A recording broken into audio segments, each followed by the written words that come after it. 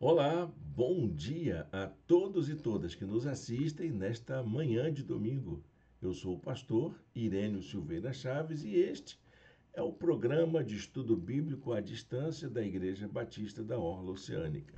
É com muito prazer que a gente inicia essa aula do nosso projeto de estudo bíblico à distância, porque essa é uma iniciativa que tem abençoado a vida de pessoas que querem estudar a Bíblia, mas têm dificuldade de frequentar uma escola, não tem horário para ir à escola bíblica dominical, ou mesmo tem dificuldades de poder estar numa instituição que possa promover um estudo mais aprofundado das Escrituras.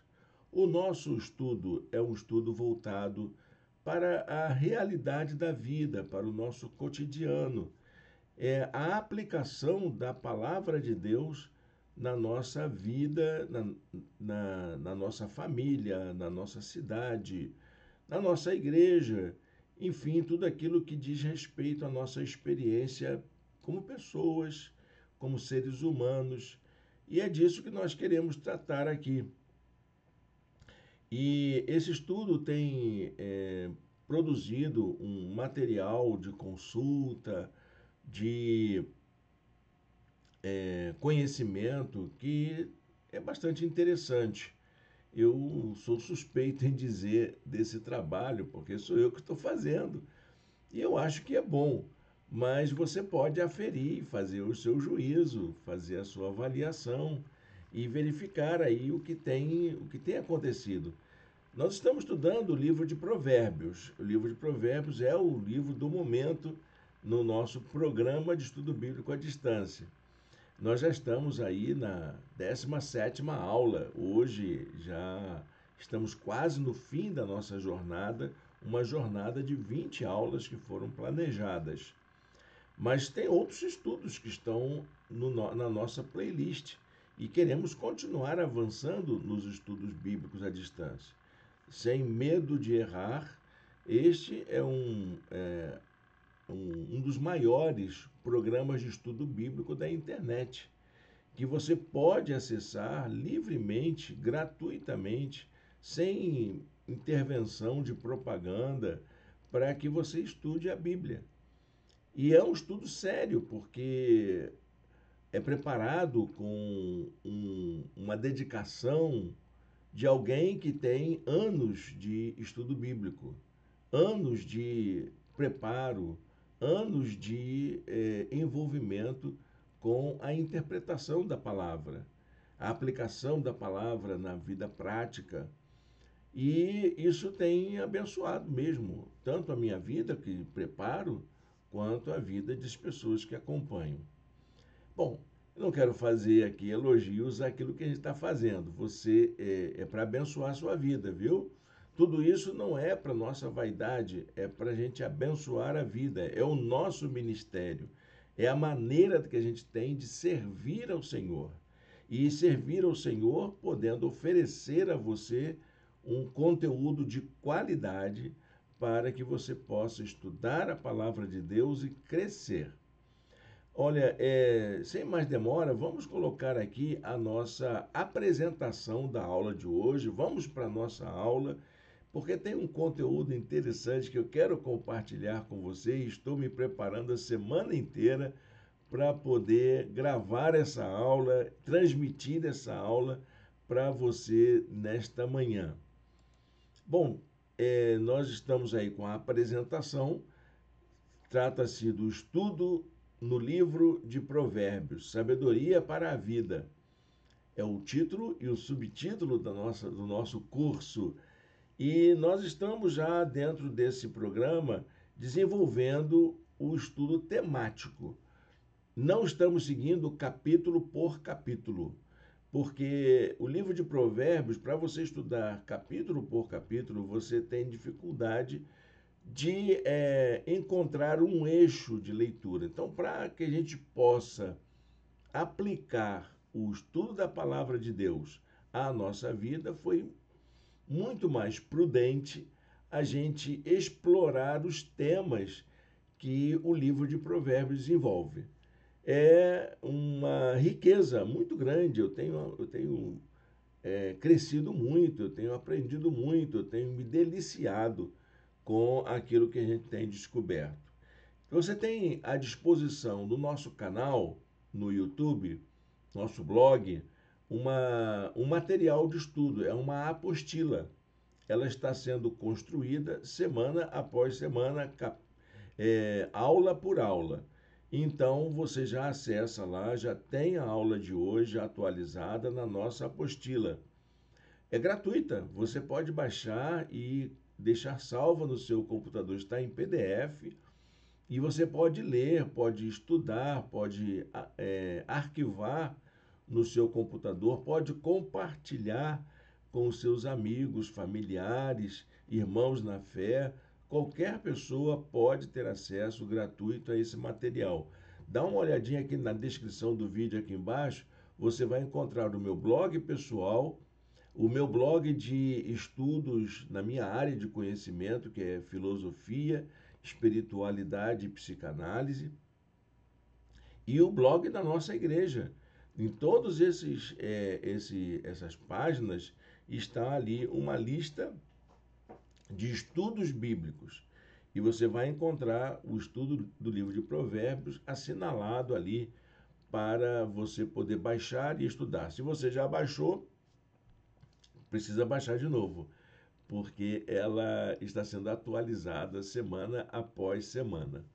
Bom, se você está assistindo a aula gravada, pode ser que já tenha tudo pronto lá, não tem problema nenhum, pode acessar que está tudo certo lá para você.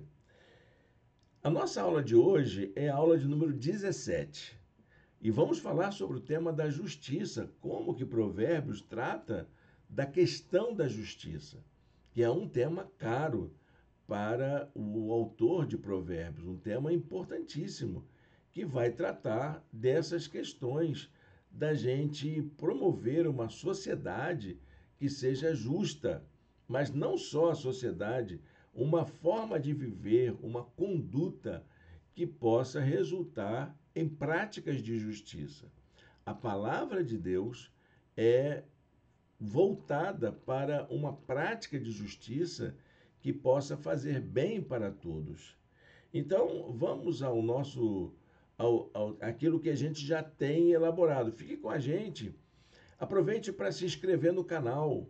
Aproveite aí para curtir essa transmissão e convidar pessoas, compartilhar pessoas esse vídeo, esse conteúdo que você está assistindo agora. Eu separei um versículo para a gente começar a entender o que Provérbios tem a dizer para a gente sobre justiça. Por que a justiça é tão importante? Isso é o conselho de uma mãe a um filho. Ela diz assim: erga a voz em favor dos que não podem defender-se, seja o defensor de todos os desamparados. Por que o livro de Provérbios se preocupa com justiça? A preocupação com justiça só existe porque existem pessoas vulneráveis. A justiça não é por causa dos fortes. A justiça é por causa dos fracos, das vítimas, daqueles que são ameaçados, oprimidos, têm a sua liberdade cerceada pelo valente. Por isso que a Bíblia se preocupa com a justiça, para proteger o mais fraco. E esse tema em Provérbios aparece de várias formas, apresentando o tema da justiça de um aspecto assim bastante abrangente. Porque muitas pessoas acham que a justiça é só aquele ato judicial que está lá no fórum com os operadores do direito e depende de um ministério público, de um tribunal. E isso é a justiça operacionalizada, sem dúvida. Mas a justiça ela é um sistema inteiro de reflexão para que possa existir na sociedade uma forma de viver que seja boa para todo mundo. A justiça ela existe exatamente para permitir que todas as pessoas, ricos e pobres, fortes e fracos, todos eles possam viver de maneira justa, equilibrada dentro da nossa sociedade. Então, acho que vai ter bastante coisa para a gente falar aí, não vai ter? Vamos em frente. Fica com a gente aí até o final. Vai ser bom para todos nós conhecermos um pouco sobre o que Provérbios tem a dizer sobre essa vida justa, sobre essa sociedade justa. Bom, para começo de conversa da gente, a gente está falando de uma sociedade específica, que é a sociedade de Israel, o povo hebreu, que já estava instituído como uma nação. Estamos falando aí de uma época monárquica, né? O poder monárquico já dominava no Estado de Israel, uma nação inteira organizada, que tinha suas próprias leis, tinha seus próprios sistemas de defesa, de comércio, de relação internacional, tinha o seu governo próprio. Então, dentro das muitas coisas que caracterizavam a nação de Israel na época, nós temos aí a prática da justiça. Havia um sistema de justiça institucionalizado em Israel no tempo de Salomão, que é o tempo em que esse livro aparece. Essa justiça se baseava num sistema de leis. E essas leis eram tidas como reveladas por Deus. Difere da nossa sociedade brasileira, por exemplo, que nós somos regidos por um sistema de leis também, só que as nossas leis são criadas por um colegiado, por uma Assembleia Constituinte, por um parlamento constituinte. Então, essa é a diferença. O povo de Israel entendia que as leis eram divinas, imutáveis. Ali era a palavra de Deus para os homens. E a sociedade deveria seguir essas leis para o seu próprio bem. O principal conjunto dessas leis era conhecido como Torá. Torá era também chamada a lei de Moisés, ou a lei mosaica, que Deus estabeleceu com Moisés lá no deserto do Sinai, não é? Foi estabelecida ali na época do Êxodo, com vários desdobramentos posteriores. Você pode encontrar até na própria Torá, você vai encontrar a lei no Êxodo, mas vai encontrar também ela desenvolvida em outros mandamentos no livro de Levítico e no livro de Deuteronômio. Eu quero conhecer a lei. É isso, você vai ter que seguir isso tudo aí para poder entender toda a lei de Moisés. É um conjunto bastante extenso de mandamentos, de princípios, de preceitos que deveriam ser seguidos pelos israelitas. Provérbios 21 diz assim: quem segue a justiça e a lealdade encontra a vida, justiça e honra. Então, seguir essa lei, seguir a Torá, era algo que era fundamental para que houvesse justiça na sociedade. A Torá era esse conjunto de leis formada por mandamentos. Havia 613 mandamentos. A Constituição brasileira é formada de artigos. E a lei de Moisés era constituída pelos mandamentos que envolvia essa relação da pessoa com Deus, com o próximo e até mesmo com a natureza. Era isso que fazia com que a sociedade se organizasse, que as pessoas se mantivessem unidas. Havia uma forte preocupação social com o direito e o cuidado dos mais vulneráveis, principalmente aqueles órfãos, as viúvas, os estrangeiros, todos que viviam na sociedade e que não eram amparados pela lei. Mas na lei de Moisés, essas preocupações já existiam. Provérbios diz assim: no caminho da justiça está a vida. Essa é a vereda que nos preserva da morte.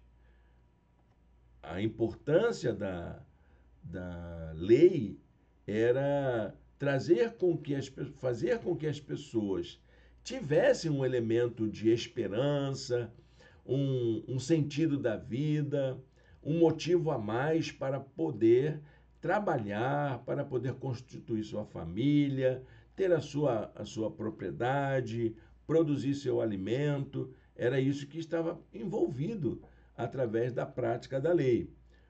Havia um sentido de justiça. E esse sentido era atravessado pela teologia, porque não era uma ciência do direito propriamente. Ela era, na verdade, uma teocracia. E a gente está falando aqui de um princípio de justiça que é atravessado por uma perspectiva teológica. O princípio orientador era essa confiança que Deus, o Yahvé, era o supremo juiz, era ele quem dava as direções, era ele quem julgava, era ele que fazia com que a justiça acontecesse em Israel. E as leis eram a expressão dessa vontade divina para que as pessoas vivessem bem. Provérbios 21:3 diz: fazer justiça e julgar com retidão é mais aceitável ao Senhor do que oferecer-lhe sacrifício. Não era o interesse de Deus que as pessoas ficassem circunscritas ao ambiente da adoração.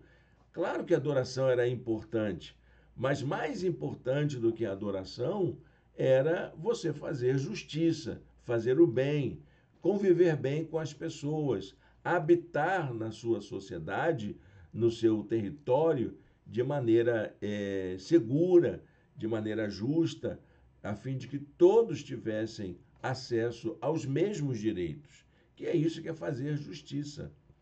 O objetivo desse sistema de justiça, que era de uma cultura, né, desse sistema cultural, que era o hebreu ou israelita, era promover uma vida comunitária em harmonia, onde todos e todas pudessem viver bem, ter acesso aos mesmos direitos, aos mesmos recursos para uma vida saudável.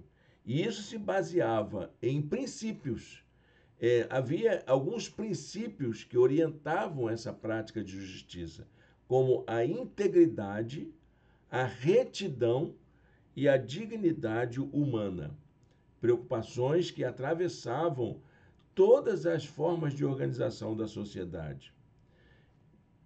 O Provérbios diz: a justiça engrandece a nação, mas o pecado é uma vergonha para qualquer povo.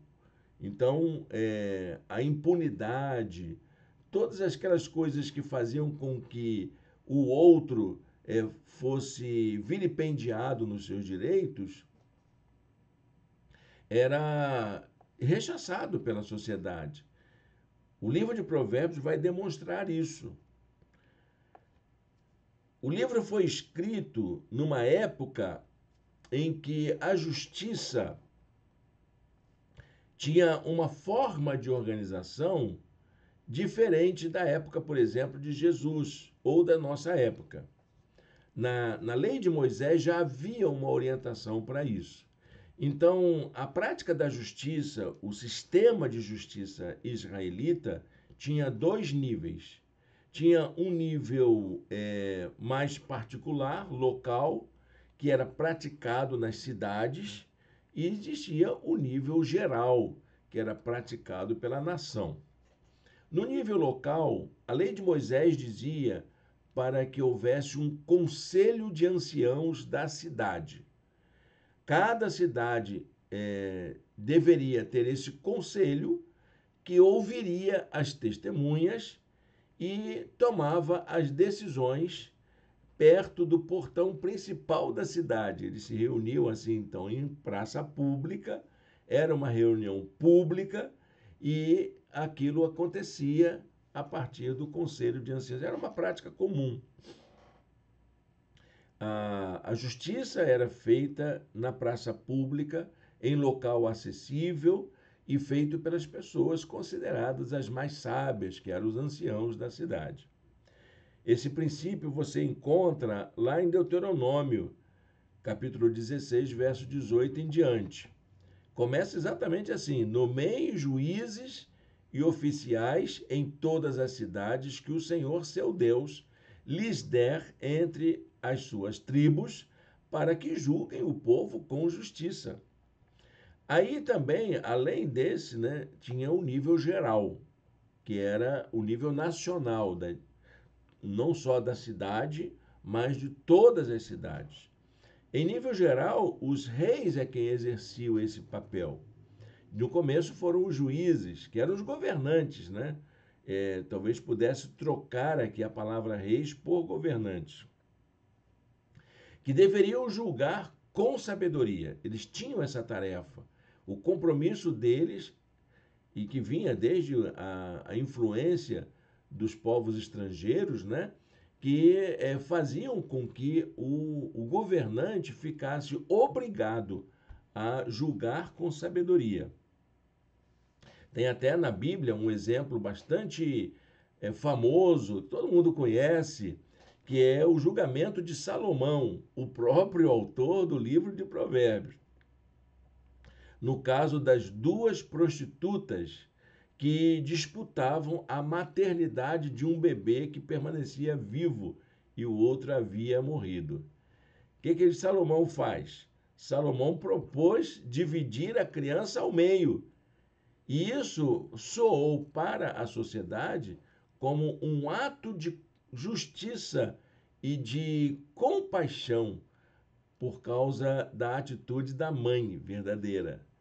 Então ele toma aquela decisão, e essa história está em 1 Reis 3, de 1 a 28. Vale a pena dar uma olhadinha nessa história. A história é linda, é bonita, é muito bem narrada na escritura, e você vai ver como que o povo ficou admirado com aquela maneira de julgar. Uma maneira diferente, uma maneira própria. Imagina o rei pegar a espada e dizer: vou cortar no meio aqui, cada um leva metade para casa. E a mãe ficou tomada de profunda compaixão, a mãe verdadeira, profunda compaixão para com o seu filho. E o Salomão, então, descobre assim quem é a mãe verdadeira e entrega o filho para a mãe verdadeira. Então, o próprio Salomão, que era um dos possíveis autores do livro de Provérbios, foi considerado um modelo de sabedoria para se fazer justiça. 1 Reis 3, 28 diz assim: quando todo Israel ouviu o veredito do rei, passou a respeitá-lo profundamente, pois via que a sabedoria de Deus estava nele para fazer justiça. É um modelo, justiça com sabedoria. Era isso que a Bíblia, o livro de Provérbios, toda a Escritura vai propor: fazer justiça com sabedoria. Os operadores da justiça de Israel deveriam ter o compromisso de julgar imparcialmente. É o juiz neutro e sem receber suborno. Outra coisa interessante, estava na lei, isso era lei para o juiz. Deuteronômio 16, 19 e 20 diz assim: vocês não devem torcer a justiça, não devem tratar as pessoas com parcialidade, nem aceitar suborno, porque o suborno cega os olhos dos sábios e subverte a causa dos justos. Sigam a justiça, somente a justiça, para que vivam e herdem a terra que o Senhor, seu Deus, lhe dá. Então, a justiça ela deveria ser levada muito a sério.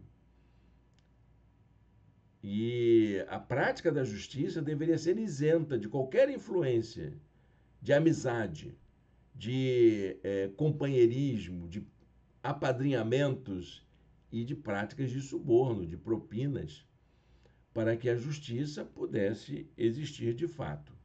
São os problemas da justiça, inclusive nos nossos dias atuais.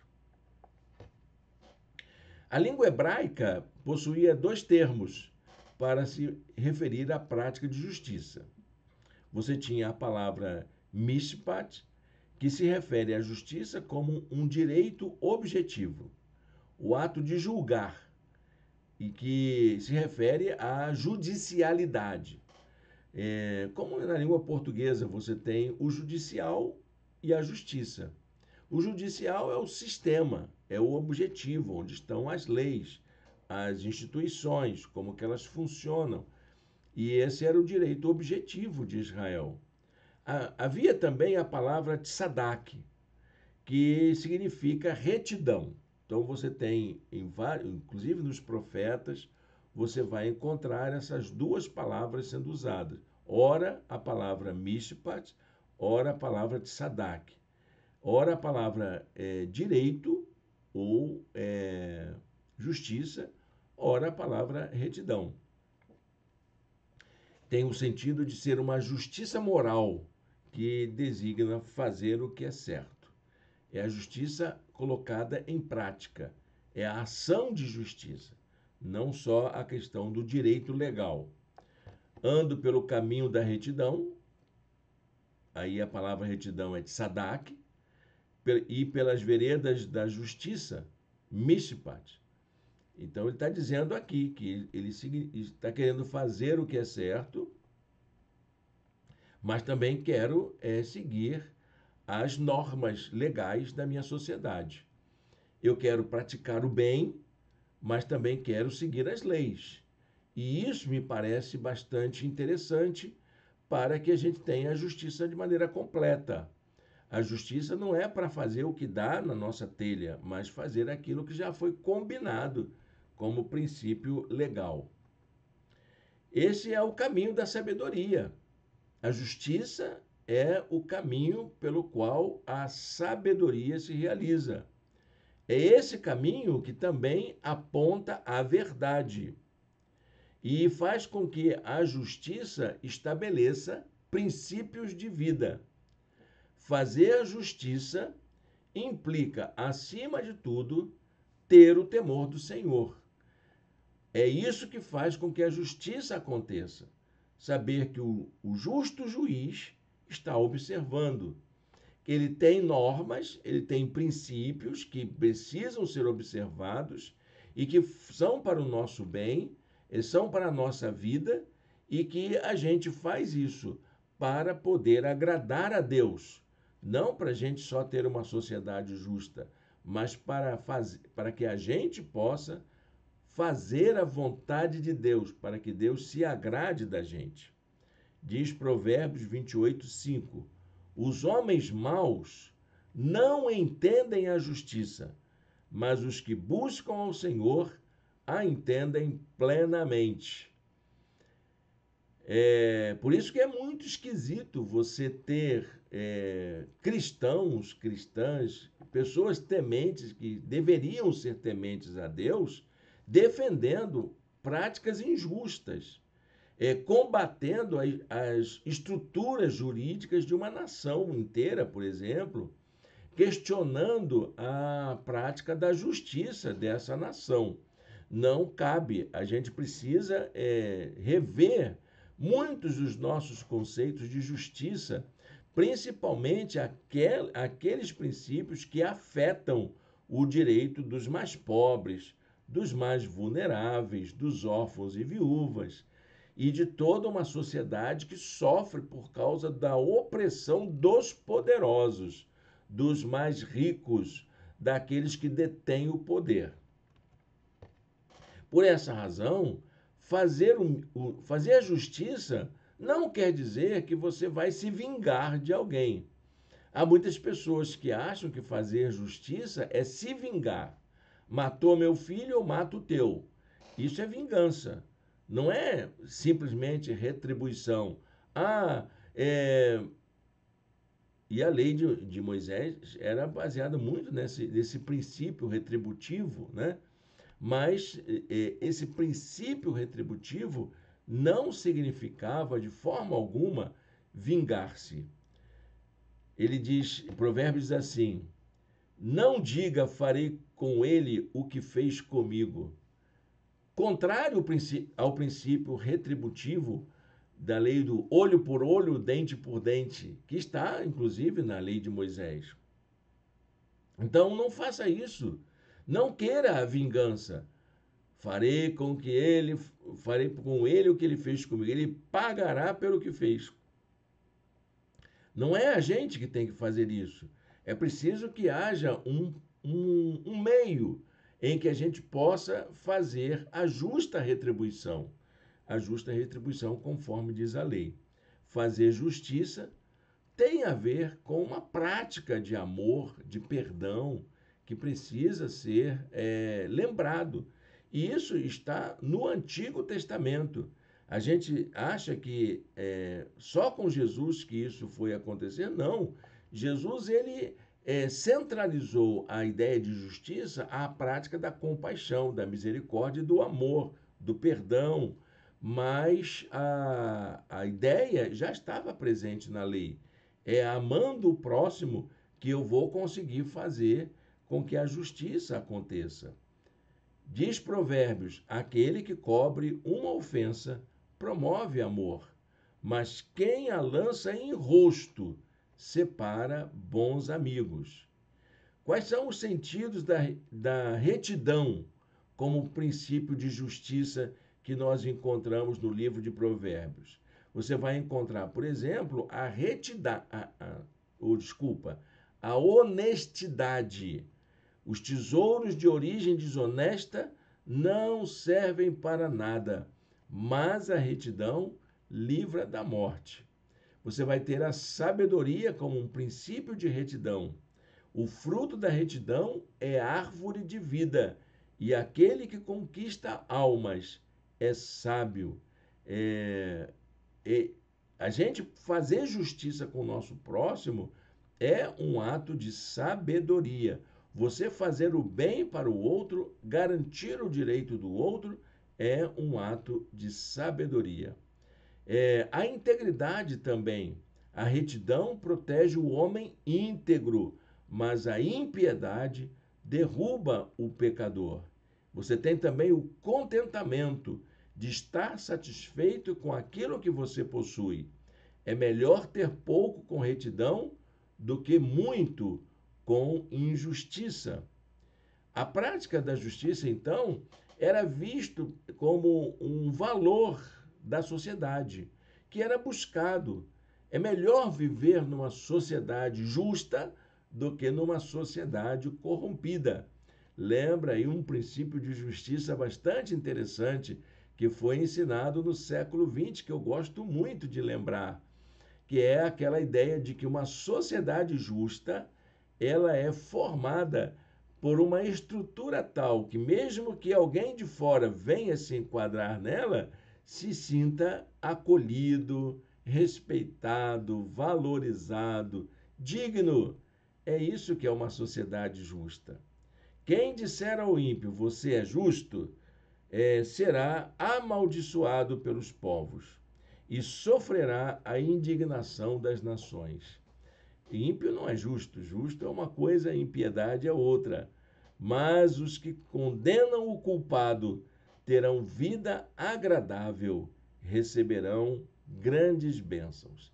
Uma sociedade justa faz bem para todo mundo. Quando a sociedade era orientada, então, por princípios de justiça, isso trazia satisfação, alegria para todas as pessoas, todas as faixas etárias, todas as classes sociais. Quando os justos florescem, o povo se alegra. Quando os ímpios governam, o povo geme. Já vi muita gente usando esse versículo fora de contexto, mas o que ele está dizendo aqui é na sociedade comum. Ele não está falando de um partido político governando, nem de ninguém que está exercendo um determinado poder, mas a gente precisa parar um pouquinho para pensar, para saber o que é que está fazendo com que a gente viva nessa sociedade de maneira justa.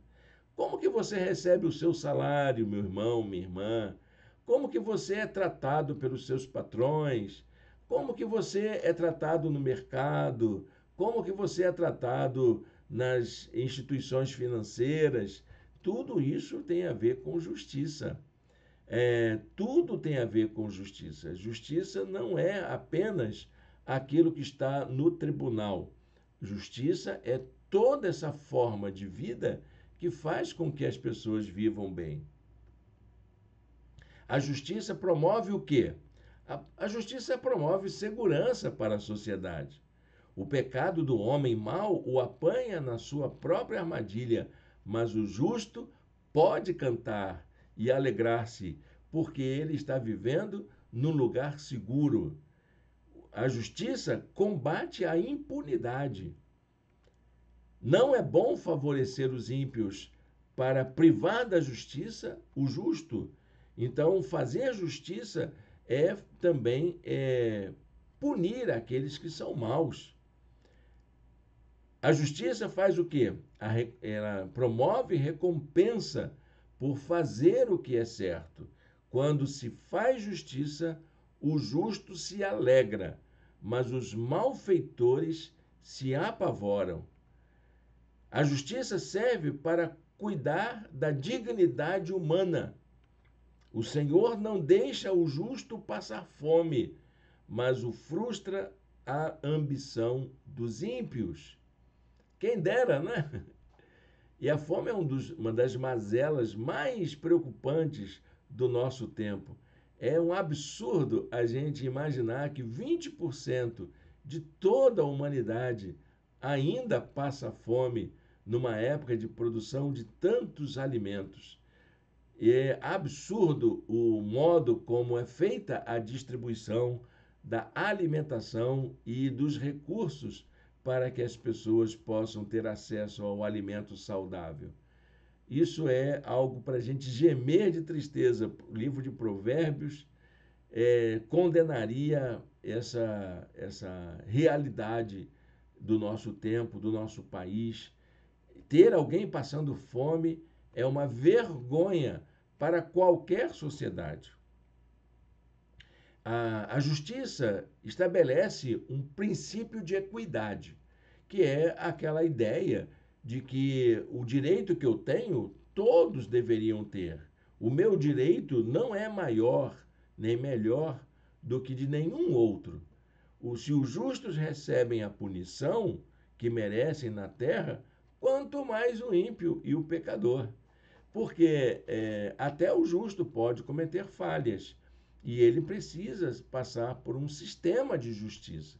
Você ser julgado não quer dizer que você seja mau, mas que você está aí incorrendo em alguma coisa que feriu um princípio de justiça estabelecido em sua sociedade. Então, se isso acontece com o justo, o que deveria acontecer também com o pecador, com o ímpio, com aquele que viola intencionalmente as leis? Então,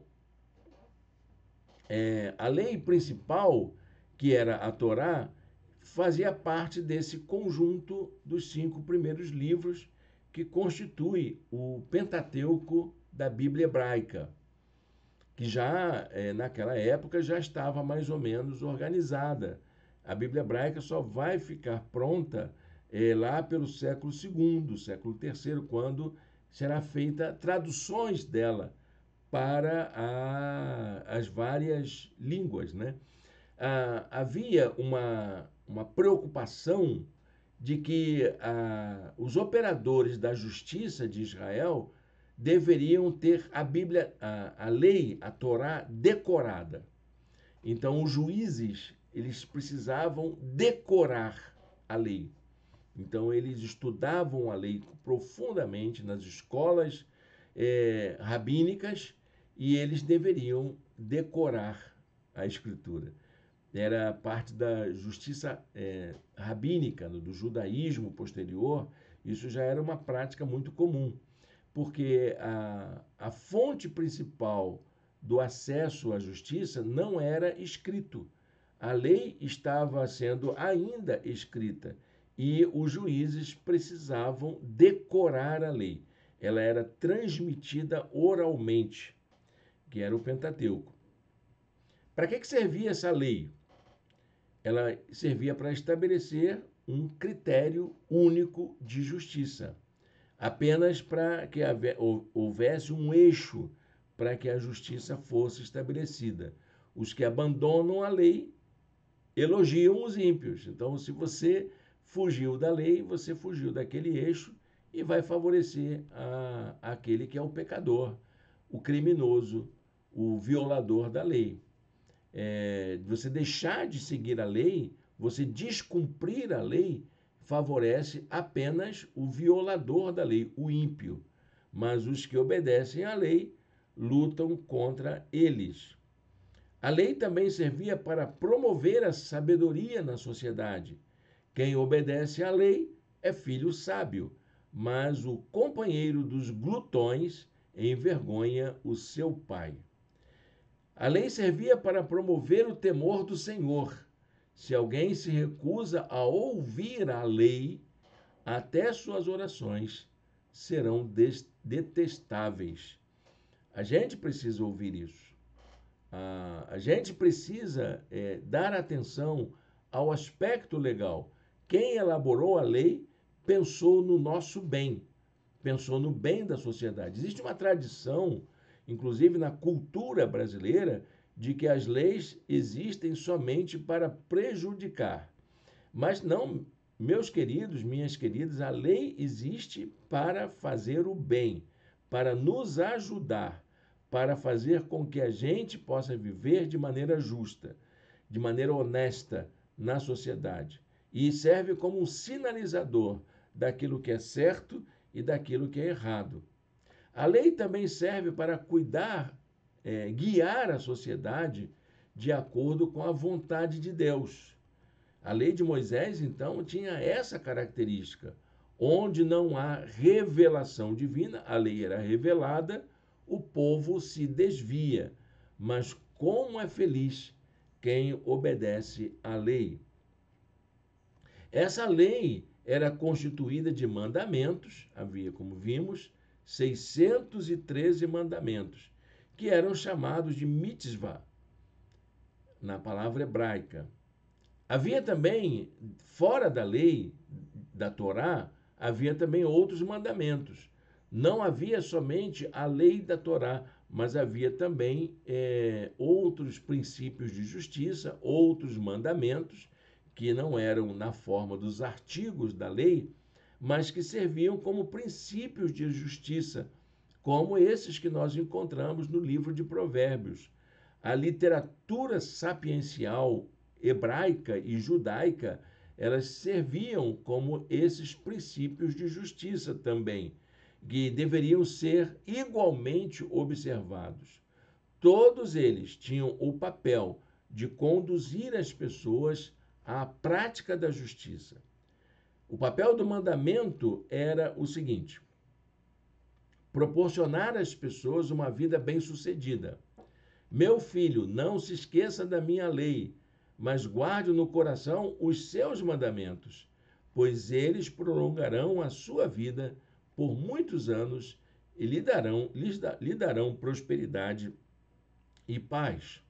Os mandamentos, tanto da lei quanto da literatura sapiencial, serviam para guiar as pessoas na prática da justiça. pois o mandamento é lâmpada, a instrução é luz, e as advertências da disciplina são o caminho que conduz à vida. Então, você tinha o conjunto de leis, os mandamentos, você tinha a aplicação dela para você aprender, que era a instrução, e tinha a disciplina, que era para você colocar em prática na sua vida diária.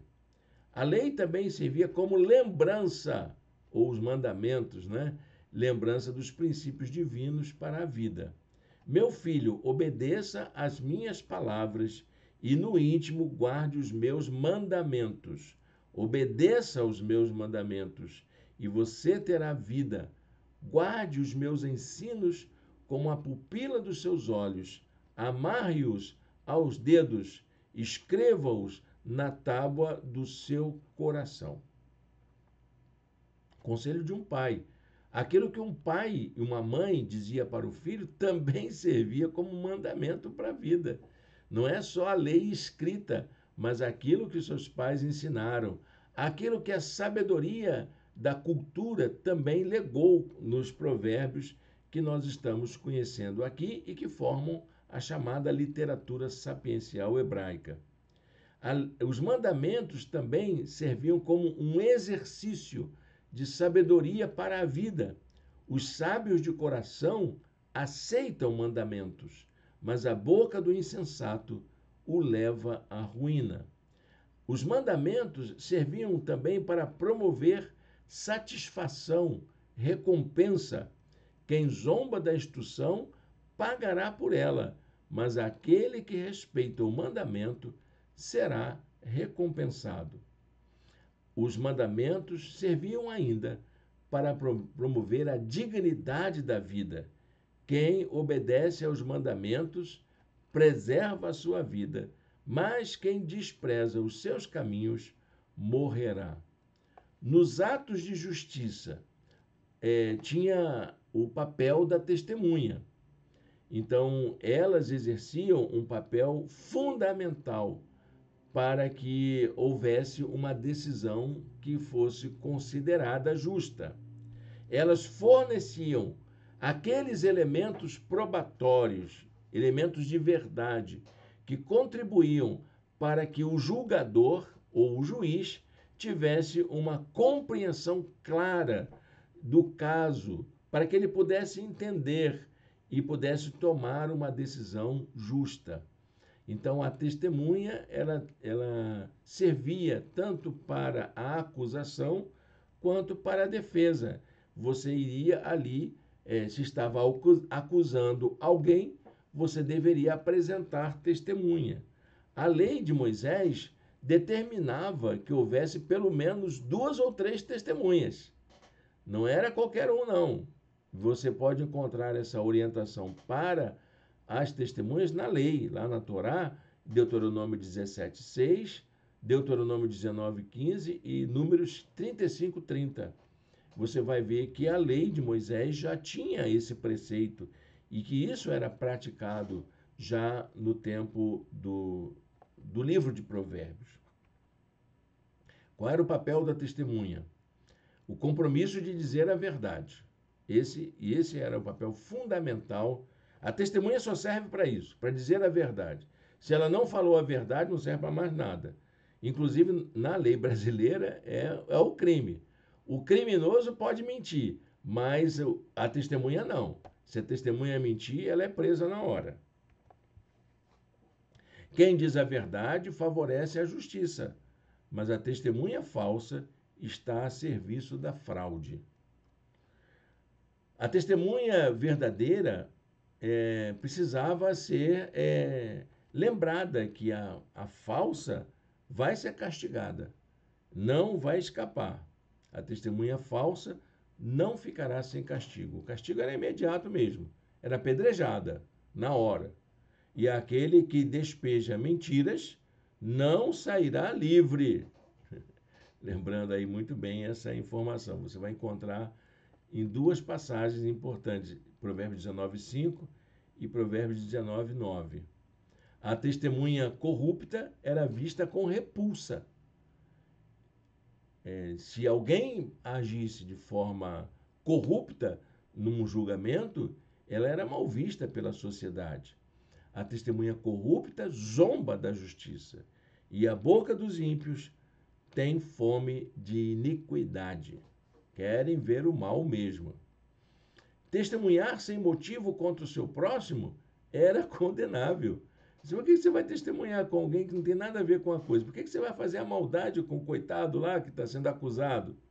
Não testemunhe sem motivo contra o seu próximo, nem use os seus lábios para enganá-lo. O aspecto de justiça é tão importante que o livro de Provérbios inaugura uma metáfora. Em Provérbios que vai encontrar essa metáfora da chamada balança enganosa. Aquela ideia de usar 2 pesos e 2 medidas. A balança enganosa é porque havia a balança da época era formada de uma espécie de um pêndulo, né? Então, se você botava o peso de um lado, você tinha que colocar o material que vai ser aferido do outro para que pudesse chegar até aquele equilíbrio, que era a lembrança do equilíbrio. Então, a balança enganosa era mal vista pela sociedade hebraica. Eles não gostavam, os israelitas condenavam isso, e a Escritura diz isso. Lembram, eu quando era criança e tinha feira perto de casa, tinha aquela balança antiga que tinha os pesos e tinha o prato dos pesos e o prato onde era pesado o material, né, o produto que era comercializado. Então, aquela balança ela tinha que ter um equilíbrio certo para que aquela agulhinha ficasse certinha ali no meio. Quando a agulha chegasse no meio, ali estava o peso justo que a pessoa estava procurando. O livro de Provérbios condena qualquer prática que tente desfigurar esse equilíbrio. Então, a balança enganosa é a metáfora que representa a injustiça, a desonestidade, a fraude. Tanto nos negócios, no comércio, mas também na vida em comum, quando você trata a todos com injustiça.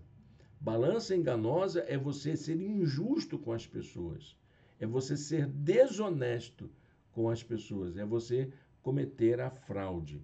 E isso era abominável. A balança enganosa é uma atitude abominável perante Deus.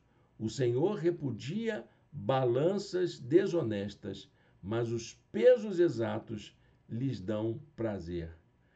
As balanças enganosas são atos de corrupção que Deus detesta. Pesos adulterados e medidas falsificadas são coisas que o Senhor detesta.